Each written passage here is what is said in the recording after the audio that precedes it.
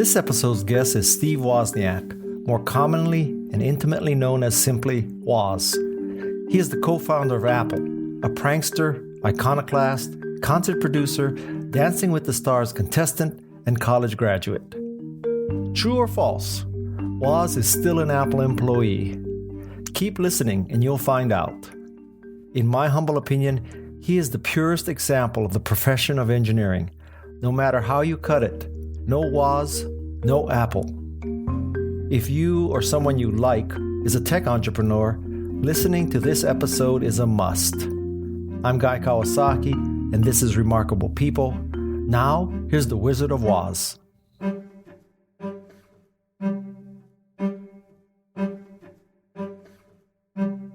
I want to know how that first conversation went with Steve when you decided to start Apple. Trouble is, there were two different conversations because there were two different starts of Apple. And the very first start was for just a little partnership. And the second was the corporation. The corporation started with a great product that was going to carry the company for 10 years and really help start the company. The first one was a little product that was hastily put together and never even designed to be a computer. It was the Apple I in the end. And it wasn't, we knew before we ever delivered an Apple I, we had the Apple II, and we knew we had the product that would make a company. So the Apple I was almost incidental. But before that, when we first had the discussion, I had developed this computer. I had a terminal to get on the ARPANET because I love the newest things going on. And I found out there was this phone number that you could reach about 5 different computers in the United States, log in as a guest. They were out in Boston and Utah and UCLA and places like that. You could log in as a guest, read files, run programs. So I built my own just from scratch, just how to put things on a TV set from game experience. And then I went to the Homebrew Computer Club. Steve did not go to the Homebrew Computer Club ever. He didn't even know that I was going, really. He was up in Oregon. And I went there and I got really inspired, and I saw the first night that these 8-bit processors had finally got up to the level I could build the sort of computer I wanted my whole life, one that I could type in programs and really solve things. So I built the computer. I passed out my designs for free to everyone at the club, no copyright or anything. I helped some people in the club build their own versions of it, and Steve still didn't know it existed. So he came into town, and there's a movie with Ashton Kutcher that shows Steve dragging me from a basement down to some club. I'd been there every day since the club started. He'd never been there. I mean, I was the one who brought Steve down to see the excitement and feel what we were all talking about. And he got to see my computer too for the first time, see it there. And then he approached me after the meeting. He saw there was a lot of interest in people looking over my shoulder at one little board the size of a piece of paper with chips on it was doing the whole thing that any 4K computer with a programming language could do. He saw the excitement and he said, we should start a company. Because he'd been turning some of my stuff into money for both of us for 5 years. And he said, let's start a company. The idea was not a computer company. His idea was what he knew. He'd sold surplus electronic parts. He knew how to buy switches and capacitors and transistors and sell them, and even some little low-level chips those days, and sell them for a big, huge, he knew when it was a good deal. So he wanted to make a PC board. See, I'd already passed out my design. People were building my computer already. He wanted to start out and just make a PC board. Would cost us $20 a board to build, he estimated, and we'd sell them for $40. Neither one of us could really come up with a good argument that we'd make money, but he said, well, at least for once in our life, we'd have a company. And he did, one thing he wanted was to somehow be important in the world. And he didn't have the academic background or really business background, but he had at least me.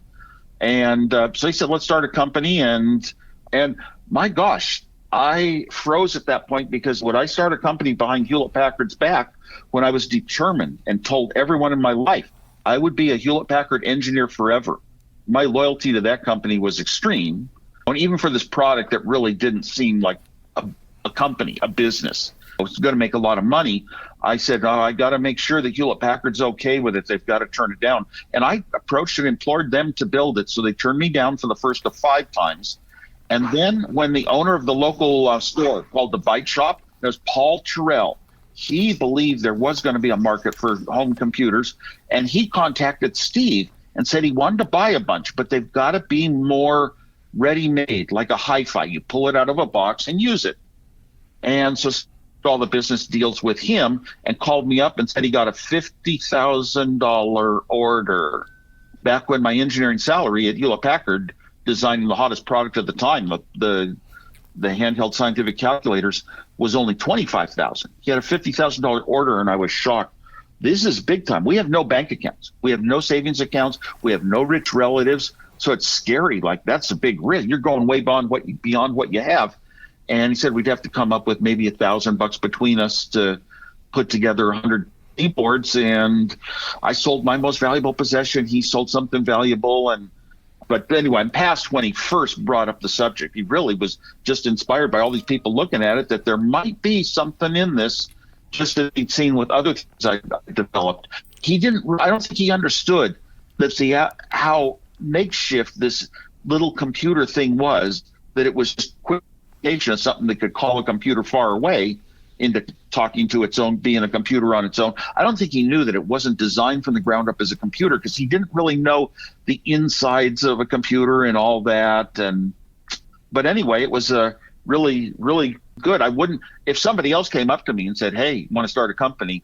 I would have said, no, I just do all this little business stuff on the side for projects with Steve. My loyalty to him as a friend, he's the only one I'd ever sold some of my technical designs through, because I was way too shy to talk to normal people. When Steve at least would talk to me and understand me, we were friends. So that was beneficial. And that came in more into play, of course, with the Apple II computer. That was the one. With the Apple I, we started the company, and Steve got a few friends that he'd met that had skills, an analog engineer, and this one guy who'd been in company startups before. We gave him 10%. So no, Steve had 45%, I had 45%, and Ron Wayne had 10%. And he would be the adult who could settle any disputes. Sounded good to me. And looking back, I didn't know anything about the world and people. I was so naive, and he was just one of these what you call libertarians today, reading all the libertarian journals of the time. None dare call it treason was a big one he'd referred to. But it makes him sound like I have experience and I have knowledge, and I can really, you need that when you're starting something. Second start was the one you really read about, where we had this Apple II computer, and we kept it kind of quiet. I did show it off at the club at least one time, running game written in a color arcade game. See, this computer was not just a computer.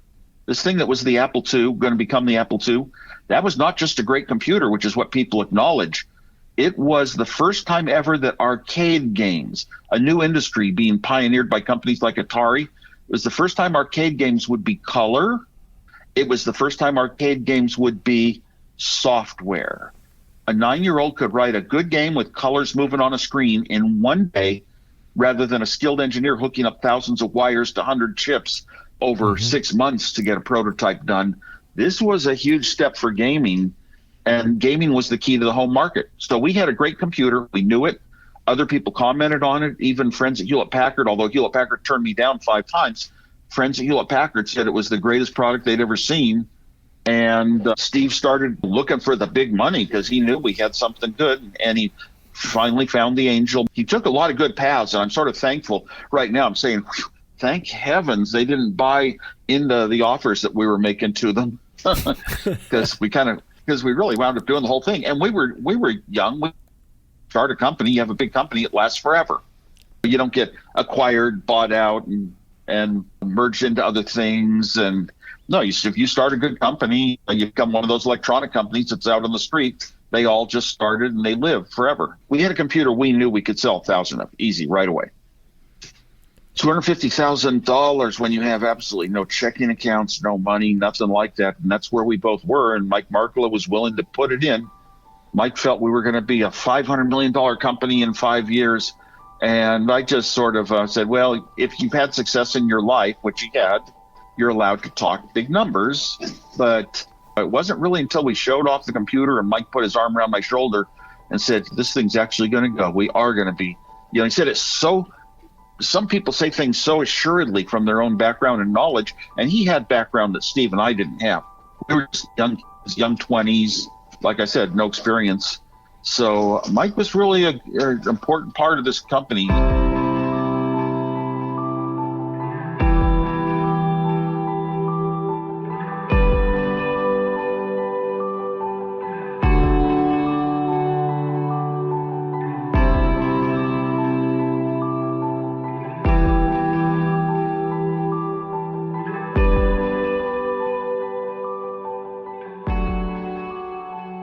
Did this lack of, or this naivety and this lack of capital, with hindsight, were they good? I mean, aren't you glad you had that attitude? It was not about accomplishment. It was not about success. It was not about money ever. I had told everyone I knew I was going to be an engineer at Hewlett-Packard for life because I loved it, and I didn't want to ever be corrupted by big money. I read too many stories that were not the person I wanted to wind up being. It could be you read stories about big politicians maybe. I don't want to ever be that person. And I'd already decided that.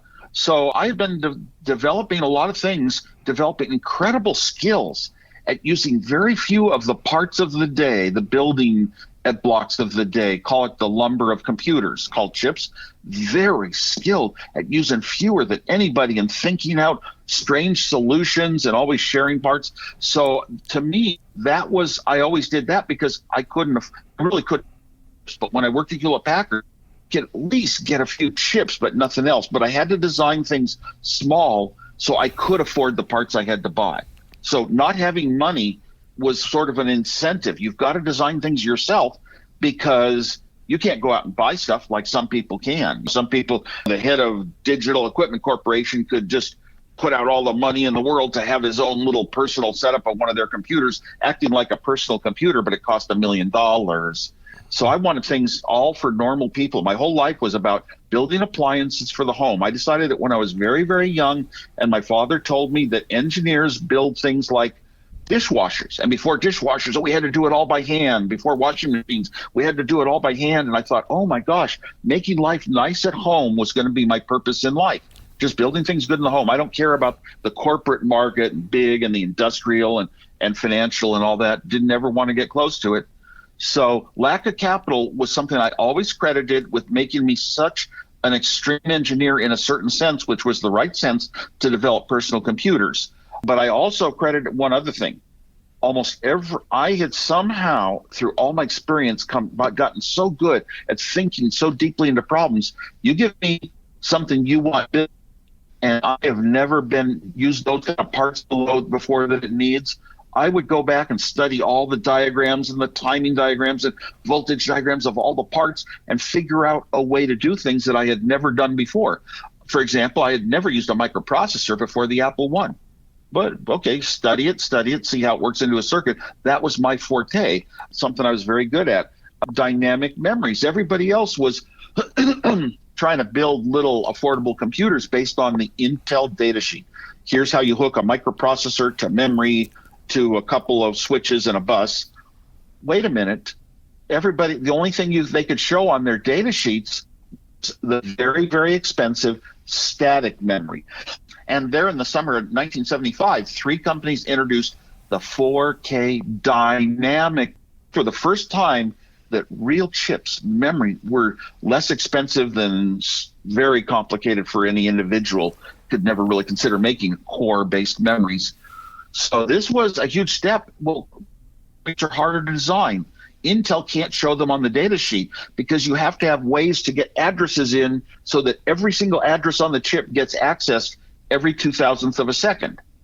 This is a whole separate job that almost all these little starting people that wanted their own computers, that kind of little hobbyists and all that, they couldn't really design that stuff.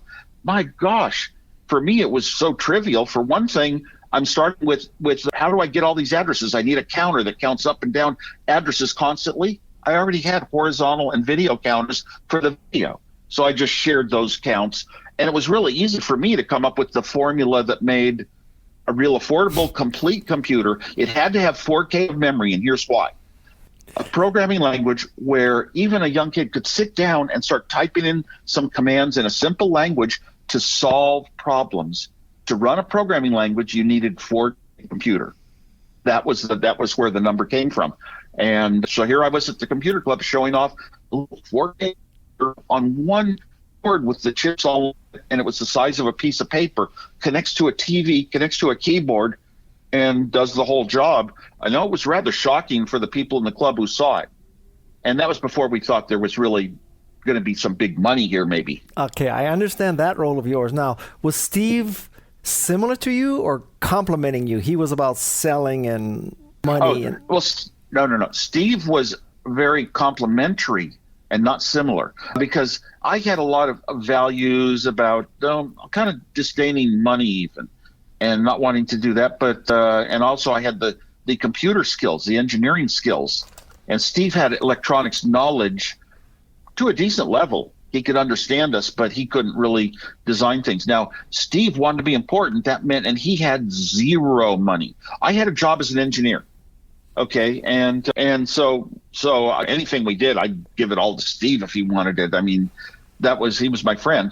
So he had zero money, so he was always looking for little ways to make a next step in money. But he wanted to be that important person in life. And this was his big chance, because now he was founder of a company. That's a title. Founder of a company with big money being put in. And he didn't really have any executive skills. He didn't really have a title that he could merit. I was easy, vice president of engineering. That was trivial. Steve didn't really have one for a while. Mike Markla sat down and told us, here are the people you hire to have a technical company. Here are the various categories, and here's what their responsibilities are, and here's how you interview them. He kind of taught us a lot of business, and he taught marketing principles, which were so important to him. And Steve, not being technical, hung on to the marketing principles, because you can understand things like it's important to have when you take a picture, to have it not look sloppy and that sort of stuff. And Steve had always been a little more kind of favoring the arts because he wasn't technical. How do things look to the eye? That kind of beauty. So that was the role that he took on, and he did an excellent job. He basically was marketing, and well, first of all, turning my design, the Apple II computer, into a product. And second, marketing it and talking to the press and the world, and here's the reason you need to do it. Those two skills are critical. We're talking 3 skills that any startup really has to have. Business orientation, that came from Steve. And then marketing, and Mike Markla started it with the Apple II computer, which was really all of our income for the first 10 years of Apple. The marketing was, I built the computer I wanted, that I couldn't see anything in the world that came close to. I built it for myself. When you build something for yourself, it's the best marketing. But then from that point on, you have to have the sort of marketing that goes along with sales and maybe thinking out new products. And Steve Jobs was very instrumental in that. Although Mike Markla was the teacher about marketing principles, Steve picked it up because that was going to be one of his strong points in the company, not engineering. And then I did the engineering. So we had business, marketing, engineering. And we kind of split it up, except I deliberately stayed the furthest from the marketing because to me it was kind of political, and I was going to be a non-political person, never vote. This is just something I've actually stayed true to this day. And because I don't want to get into all this vying against other people, competing, backstabbing, pushing, trying to get a better opportunity in the company. No, I wasn't going to be like that. So I didn't want to go near the business. And I just got put off in a different corner and never really heard the business discussions except at board meetings and staff meetings.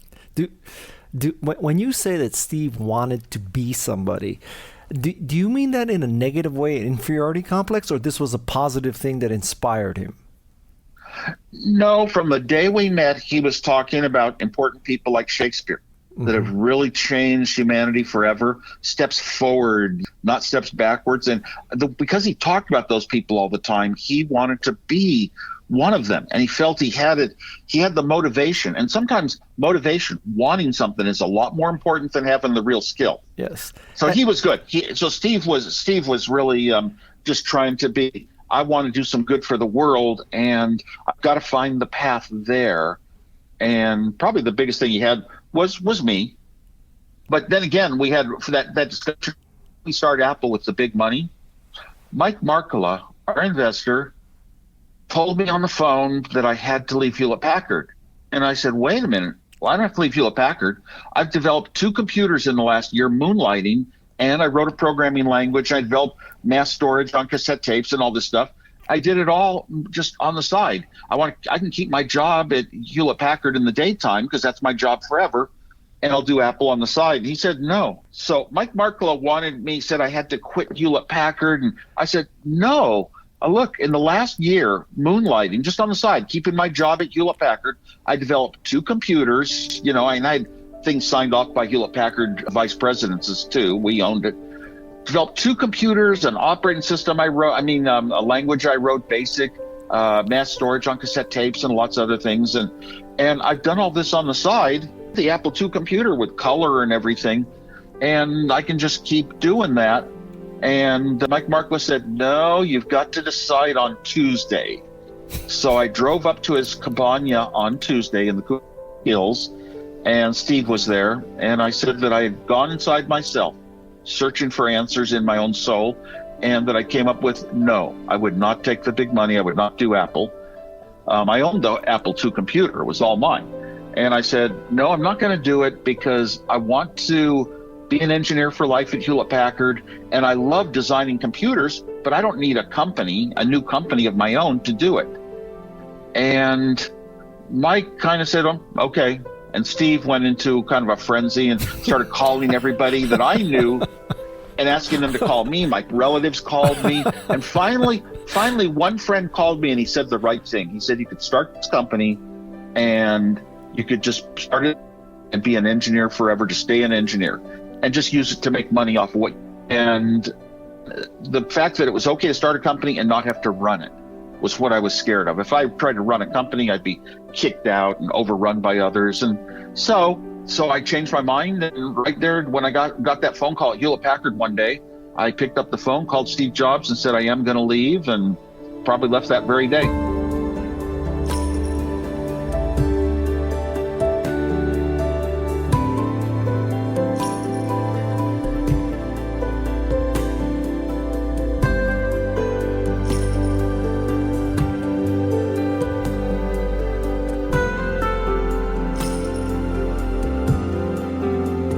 God, I'd never heard that story. That is a story, and the whole universe. Yeah, it was Alan Baum. It was actually Alan Baum. Alan Baum called me, and what he said specifically was, look, you can be an engineer, start a company, and become a manager and get rich.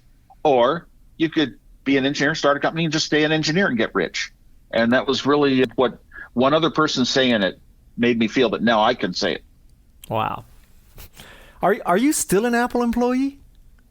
I'm still an Apple employee, the only person who's received a paycheck every week since we started the company. I get a small paycheck, and out of it, after whatever goes into whatever the funds that companies have for saving your money. I'm so non-financial. I never read financial papers. I've never invested in the stock. I've never used Apple's stock app. I just stay away from finances. But it's whatever companies have to do. After all that's paid, I think I get $50 a week or something into my bank account after taxes. So it's small. It's small, but it's out of loyalty, because what could I do that's more important in my life, even to me? And nobody's going to fire me, and I really do have strong feelings always for Apple. But what the thing is, I can't really be inside operations because I'm just too outspoken and honest, and I don't want to give that up.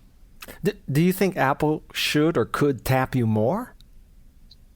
I think that Apple could tap me more, but only in some very easy to do high level areas. Why don't you look at these choices? Which one do you think is better and why, or where do you think we ought to take this? The high level stuff is kind of easy to do. You're not really the inventor. You're not the engineer. To me, my life was about being an engineer and working. I don't do that anymore. I haven't programmed in a long time, just like Linus from Linux. Yeah, Torvald. And I can't be that engineer that I loved, that I wanted to be my whole life, because it takes your full-time concentration, work, nothing else. And I have family now and everything. So all I could do is kind of one of these little high-level jobs, but I don't rate them as high, in my opinion, as the real engineering. But anyway, so here we were. We're gonna make this computer for real. Steve's gonna finish up the productizing of it. I've finished up the important parts, all the code that makes it run. So we've got these. We were the first users of the 2K byte ROMs, and in the world, I had extra space on that wasn't used. I'd finished up everything the Apple II needed. Oh my gosh! I started writing more code, little things. I wrote a little emulator called Sweet 16 that that saved you code on occasions. And that's what I was doing. Steve was working on getting a case. He'd met a guy who makes motorcycle seats with a press, kind of a press. They put this foam stuff in, press it and heat it, and you get a motorcycle seat. I even had one made once eventually. But this guy could make these little cases for us, and that was a disaster. They weren't real plastic, and it almost put us out of business, and thank God we managed to get on the ball and get real plastic made. We had to introduce the computer. We had to have advertising, talking to press. That was all Steve Jobs' role. And his personality changed.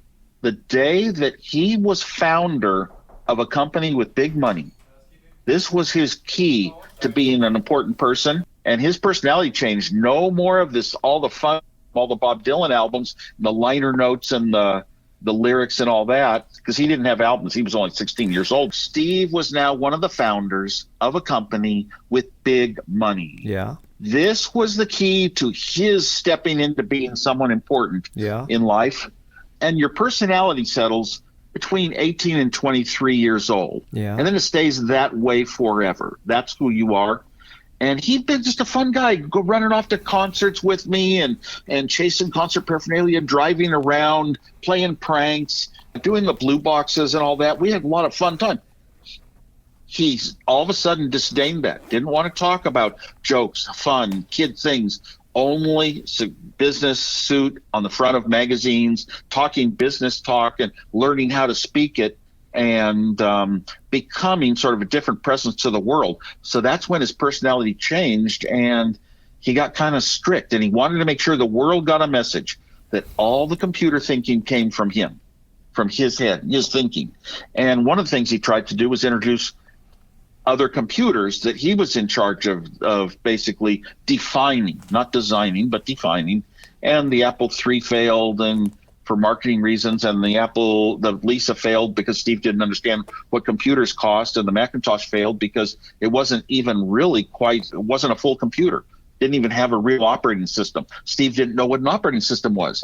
It's the reason we had to buy an operating system 12 years later or whatever, because the Mac never had one put in as a core operating system. It only had hacked on little things that acted like one.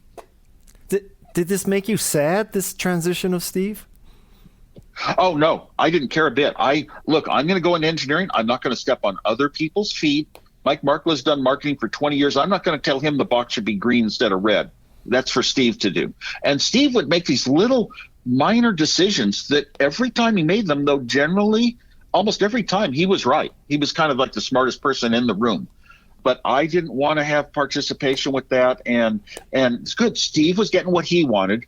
And I had what I wanted, a laboratory to run into even late at night and work on some ideas. I was just very much allowed to be the inventor. And it turned out very, very good for Apple and for follow-on things, including the floppy disk for the Apple II computer.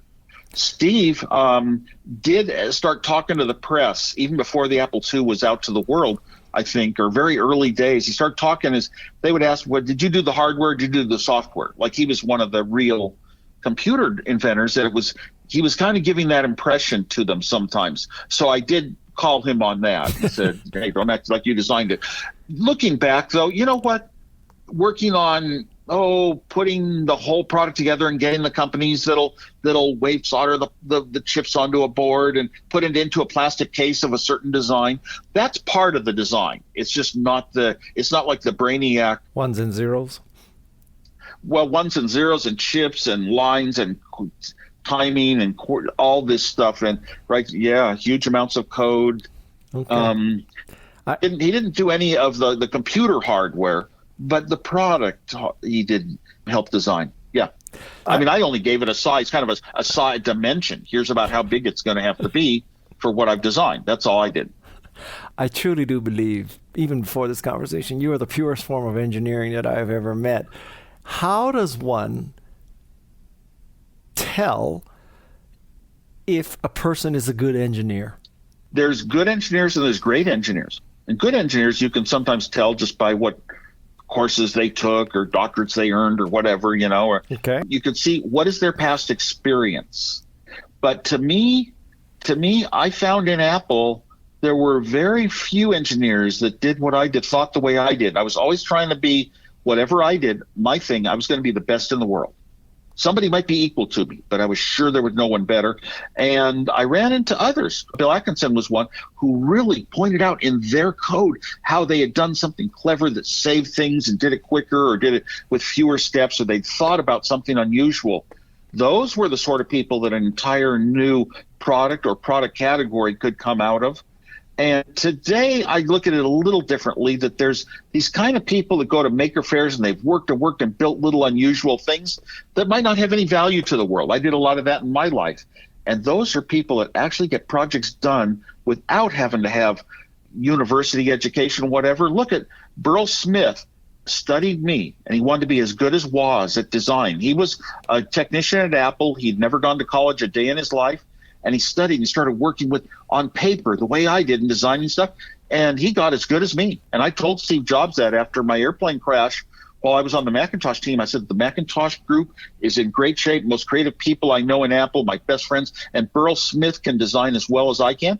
He designed the Macintosh hardware, the original Macintosh hardware, without a day of college. So we hire for skill sets, but we often don't judge the people as people. And one of the important things is make sure, for today, I say you're gonna find that the best teams you were ever on, the best products you ever developed, the most productive you were in your life, the most enjoyment you had working was when you worked with people that you liked.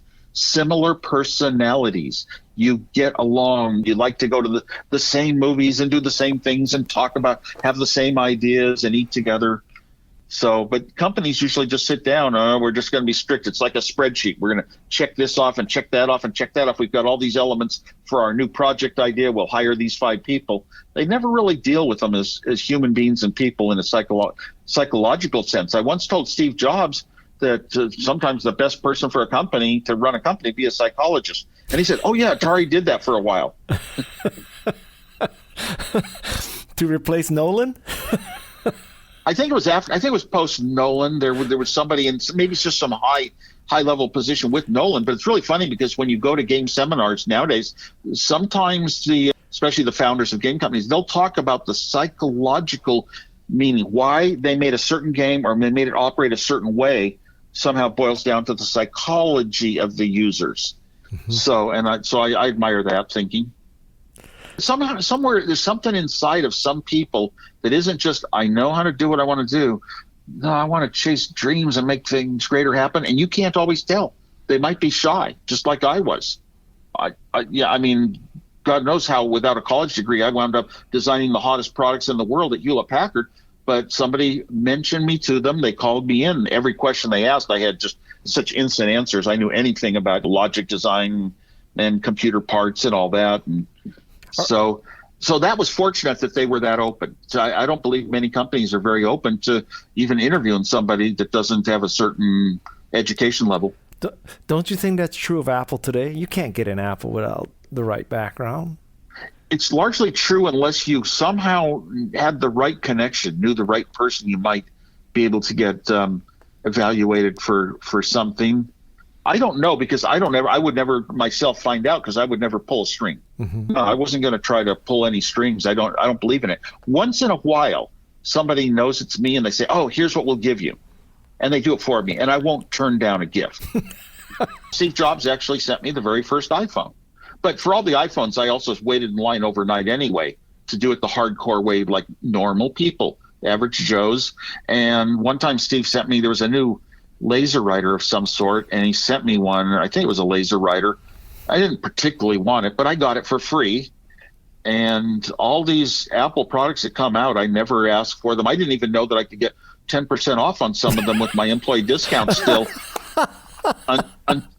Until recently, there's a guy that I was on Dancing with the Stars with, Steve O, and he's famous in the entertainment world.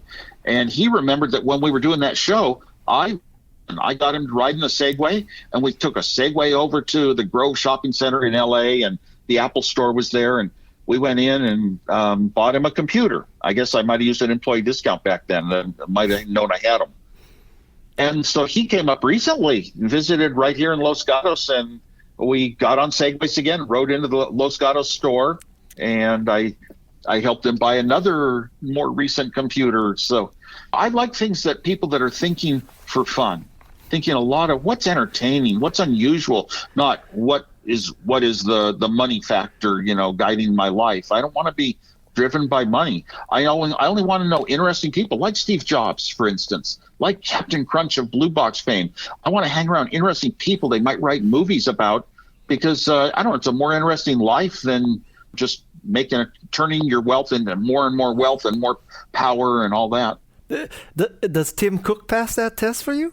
Tim Cook has been outstanding, in my opinion, for keeping the company going very well. High profits is a big part of growing without having to borrow money and be an important brand. The brand Apple has been maintained well. And also he is so anti any discriminatory bias in people for any reasons at all. But Tim Cook has just been representing, we are all equal, we're all people, and don't put us down just because we're different. Somebody's different than us. But we live in Silicon Valley here, Apple in Cupertino. Silicon Valley, Santa Clara County is one of 10 counties in the entire United States where more than half the people speak non-English at home. They came from all over the world, China and Japan, Thailand, Singapore. They just come, India, tons of them, and they've come to Silicon Valley attracted by the new products, the technology industry and all that. So we're just totally used to it. Everybody's different. You just work with them and they work fine and everything's fine. But a lot of parts of the country are not that integrated. What is the lesson of Apple? Oh, well, I think one lesson is a lot of people look back and they say, how did two youngsters start such an incredible company and what was it all about? I find that everywhere I go, there's an interest in the story behind Apple still. Maybe eventually it'll just be the products, the ecosystem is all the products work well together. My computer works with my phone, works with my watch, works with my AirPods, and they all know about each other. It's that whole idea we had from the beginning. You build a product, a computer, and you write the software that runs it. The two will work together in a very understood manner to make it a satisfying experience for the users, rather than just like Microsoft. We write an operating system, we'll let anybody in the world adapt it to their hardware. You wind up with so many problems to deal with. You lose a lot of the simplicity of life. So the Apple world, if you stick in it, it's very, very simple and nice. Same thing with the Google world, except that Apple doesn't follow you. I mean, Apple's respecting your privacy. What's more important? I used to ask myself, I sat there during Macintosh days even, I said, what's more important? What's it really about? Is the user. We had a reputation for ease of use of our computers compared to the IBM PCs or whatever, the Google stuff. I mean, the Microsoft stuff. We had a reputation for ease of use. That means the human is more important than the technology. Where that first came to me was a guy named Jeff Raskin. Came into Apple in our early Apple II days, and he sat down with Steve and I, and he explained that you could build two computers with certain chips that will do certain jobs the same. But one of those computers, you can put a whole lot of work into it to making it so easy for a user that somebody who knows isn't a computer expert can walk up and just intuitively see things on the screen, words and icons that suggest things to them, and they'll know how to use it. And to me, that was you put the work into the technology to work more in the human way. We called on the Macintosh, we didn't call it a screen. We called it a desktop, the Lisa computer, really. A desktop, because a desktop is something human that all humans relate to. Just like the Apple II having the shape and look of a typewriter was very easy to, more accommodating than a bunch of switches and lights that no human could understand anyway. So if the technology is more important, the human has to look at technology and figure out, oh my gosh, how do I make this work? How do I adjust my life for this? And everybody gets used to a pattern. Your habits drive your life, but even trying to use a new program you're not familiar with can be quite intimidating, quite difficult, even for a computer expert. So that's where the technology seems more important a lot of times. You know what? You try to get some support, you call a company and you got this problem on your phone or whatever, and you go through a whole list of voicemail things that don't, maybe it's with a cell company, that don't apply to the problem you're having at all, ever. And you just sort of work your way through it. And you can't just get to a human that if you just explained one thing, they would instantly say, oh, yes, here's what you do. Support has really gone down a lot in this gig economy. Not universally. Apple's the best with some real human attention. But to me, it's more important that we respect The human users are more important than the technology or even the makers of the technology. I've always thought that my whole life, and I fight for it. Once you're big and powerful, you're more powerful than they. It's kind of like you can be wrong. Even if you're wrong, you're right. You make yourself right, even though you are wrong, because you make the rules. What's your proudest moment at Apple?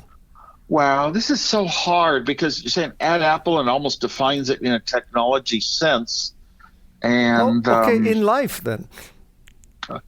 In life, definitely. When I was 20 years old, reading a book, and reading a story in a book. This was before Apple, well before Apple.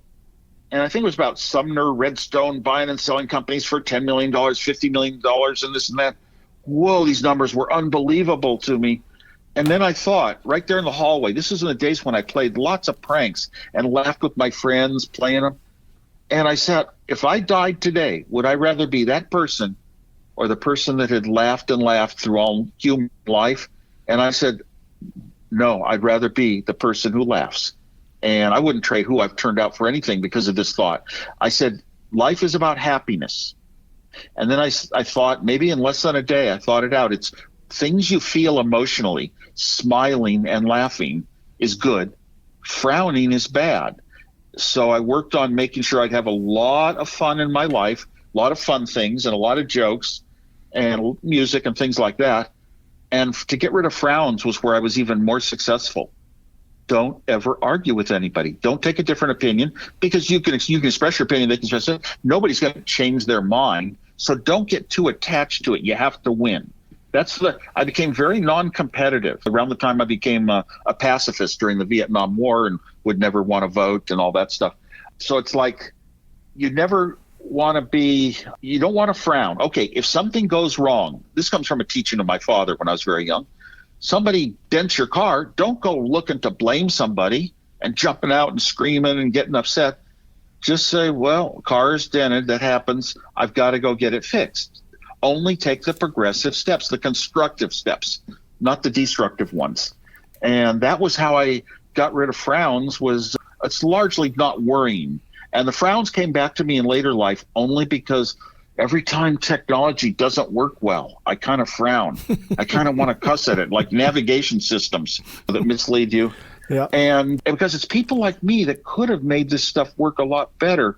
But it's so hard to go into any world with humans where things are all different and make technology work. That's the mistake we make with artificial intelligence. We assume we can make it perfect. So I do get a little upset at those things. Now, in a later time, Steve Jobs, I remember I had the plane crash, went back to college for a year to get my degree, my real degree. And Steve visited the apartment with a bunch of people for a party. And he said, I was putting on a big concert. He said, that music concert is not your thing. You're a computer designer. And no, I thought fun and entertainment's all part of life. So I redid my formula a little bit. Instead of H equals S minus F, happiness equals smiles minus frowns, I came up with a new one. H equals F cubed. And F cubed is food, fun, and friends. And food isn't what you eat. It's necessities of life to be happy. Food and fun is all the entertainment to include things like my concerts and friends. People are so important. So I was getting inducted into my high school Hall of Fame once, and I gave that formula out, and the students all started laughing. And I had to go like all embarrassed into the microphone. I said, well, maybe there's a fourth F. But coming up with that formula has made me a person. I didn't ever need Apple for happiness in life. I had my life solved. Even if I got fired, had no money, was on the street, I had my life solved by my formula. And that was the most important personal thing in my life. Now, as far as Apple and all that, the Apple II design, when I go back and look at it, I was so much a genius at certain things in that day. And one after another after another after another came to be in that one product. But then there was the floppy disk. We were in a meeting. This is a very interesting story. We were in a staff meeting 1 year into Apple, about a year into Apple. Apple was going to be allowed into the Consumer Electronics Show in Las Vegas, Nevada. That's where all the new consumer electronics appliances, things like hi-fis and TVs, get introduced every year. It's a huge show. They were going to allow the 3 personal computer companies in, Apple, Commodore, and Radio Shack. oh my gosh. And I sat there, whoa, I'm going to get to see Las Vegas. And then Mike Markkula said, we're only going to send 3 people for marketing. Mike Markkula, who ran marketing, Steve Jobs, and I think our sales guy, Gene Carter. Those 3 would go to Las Vegas. And I'm too shy to raise my hand and say, hey, I'm a founder. I developed this computer. I wanted to see the lights of Las Vegas, the things you've always heard about and seen in movies. So I raised my hand. Don't ask me why I did this. I had never worked on any disk hardware or software in my life of any type. I raised my hand and I said, if we have a floppy disk, I knew it would help to have a disk where you could type run a program rather than loading it in off a cassette tape. I raised my hand and I said, if we have a floppy disk, can we show it? And Mike Markkula said, yes. Oh my gosh, my head is spinning. If I can figure out how to make a floppy disk in 2 weeks, I'll go to Las Vegas in 2 weeks. My gosh. And I don't look at what is the science of disks. I don't do it that way. I went all the way down. What are the little structures of writing a signal onto a floppy disk, like writing it on a tape, signals on wires go up and down, and what's the speed? Then what's a circuit that can do that? And I came up with, I even looking back, I do not know how I came up with such incredible design to plug into our computer with just 8 chips doing the job that other people had 50 chips, including a big expensive one designed to do the whole job. So that one's another one's just dear to my heart as the Apple II is.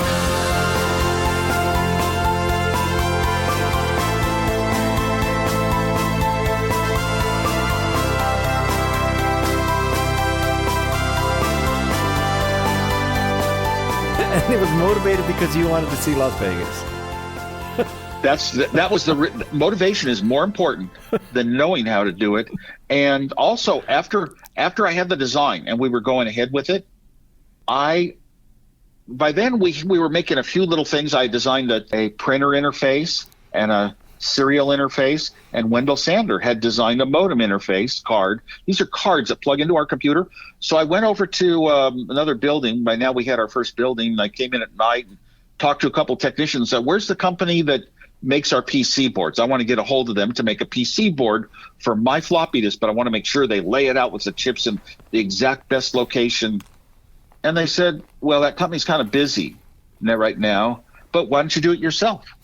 Oh my gosh, one of the techs, Dick and Cliff Houston were the 2 guys.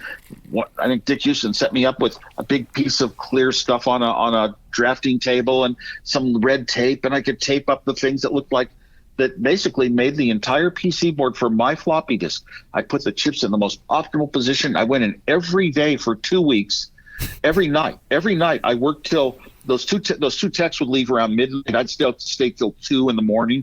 I was always the last one to leave working on this design. And when I got it completed, here it is. You have to have on a PC board, you have to have little holes drilled to pass signals from the top to the bottom. And I only had 8 of them because this design was so important to me to make it perfect. I only had 8 of these little holes, which is a tiny number. And then I looked at the design, and I said, I think Dick Houston actually challenged me. I told him I could have had 3 fewer holes if I had designed it with the shift register going the other way. And he says, well, why wouldn't you correct it? You should correct it. He challenged me. Okay, I tore everything apart, all the little pieces of tape I'd been putting on for a week or 2. And then I started retaping. I redesigned it on paper. So now my circuit design was different, so I could lay out a PC board with fewer holes. Nobody would ever see this. And it was really funny because near the end of that, I got it done. Right near the end of it, I went into a staff meeting, and Steve Jobs accused me of being lackadaisical. I wasn't coming in every day until 10 or something late. Why wasn't I coming in early? Like I was slacking off. And nobody knew that I was going in every night till 2 in the morning. Oh my God. Yeah, but that design, these designs, I look back at others of my designs and other things and I think, because I was at Hewlett Packard, I was doing designs for people all over California. They've heard, here's an engineer who will do a design and always charge you 5 cents. So a guy in Hollywood came up and he wanted to do the very first time ever hotels would have movies. There were no hotels with movies back then, and I got to design the digital part of it, and then even fly down briefly to LA for all that. I don't know, a lot of great projects I was working on. I did SMPTE time codes for a 1-inch videotape. It was brand new in 1973. Just a month or two ago, I got to give out the SMPTE Fellowship Awards. They invited me to do that. They had no idea that I had such major background that was an important part of my life. But I did an incredible WAS design on their thing too. Oh. Way back when. It's a time code. They put every frame of video would have a code saying what frame it was, and it had to take iterations of accelerated tape from almost barely moving to real fast, and I did it. Oh, God, so I was doing all these projects. That was my life. It was fun to build all these little things. And like I said, I would always charge 5 cents. It was when I was in college. I loved typing. Okay, and I was very good at key punches, all that. But I just loved typing. Got really good at it, and so I would type term papers for people from midnight until 6:30 in the morning. Not too often, not every week. To midnight in the morning, type it off from their hand notes, and that was back with typewriters, where if you made one mistake, it was a horrible thing to correct it. And I would charge 5 cents. So now you know that Woz is still an Apple employee. I hope you enjoyed the inside story of the formation of Apple. Let's just say that there are multiple versions, but this is the one to believe. I'm Guy Kawasaki, and this is Remarkable People. Thanks to Janet Wozniak for making this interview happen, and to the two wizards on the Remarkable People podcast team, Jeff C. and Peg Fitzpatrick.